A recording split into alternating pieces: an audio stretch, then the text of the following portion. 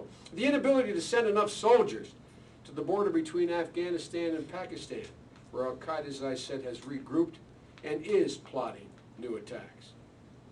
I visited Afghanistan this past February. I met with General McNeil, the ISAF commander.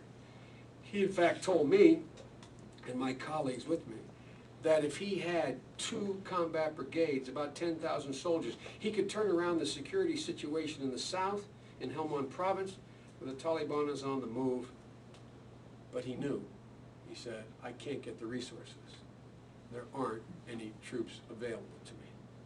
Even when we do pull our troops out of Iraq, God willing, the chairman of the Joint Chiefs of Staff, Admiral Mullen, says he would not send them immediately to Afghanistan where he knows they're needed. He would need, quote, to send them home for a year to rest and retrain before sending them to Afghanistan. Ladies and gentlemen, the longer we stay in Iraq, the more we put off the day when we can finally join the fight against the real al-Qaeda and finally to defeat those who attacked us 7 years ago. The price of staying is staggering and knowable. I believe we have to focus our remaining energy and initiatives on Iraq on achieving what virtually everyone agrees is the key to stability, a political power-sharing arrangement among the factions. And I believe the only path to such a settlement is through a decentralized federal Iraq that brings resources and responsibility down to the local and regional levels.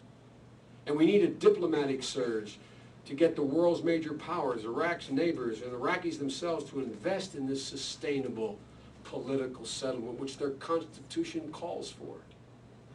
16 months into the military surge that President Bush ordered and John McCain has so wholesomely embraced, we've gone from drowning to treading water. We're no closer to the President's stated goal of an Iraq that can defend itself, govern itself, and sustain the peace than we were the day before the surge began. As I said, we're still spending $3 billion a week and losing 30 to 40 American soldiers and personnel a week. We can't keep treading water without exhausting ourselves and doing great and permanent damage to our vital interests around the world. That's what President Bush and Senator McCain are asking us to do by refusing to talk about the consequences of staying. When it comes to the most urgent national security challenges we face, Iraq, Iran, al-Qaeda, and Afghanistan and Pakistan, last week made it clear, at least to me, that stylistically and substantively, there is no daylight between George Bush and John McCain. They are joined at the hip. There will be, and there would be, no change with President McCain. And so it seems to me the American people have a real, defining, clear choice to make in this campaign. And I'm confident they'll make the right choice. Thank you for listening. I'll be happy to take questions.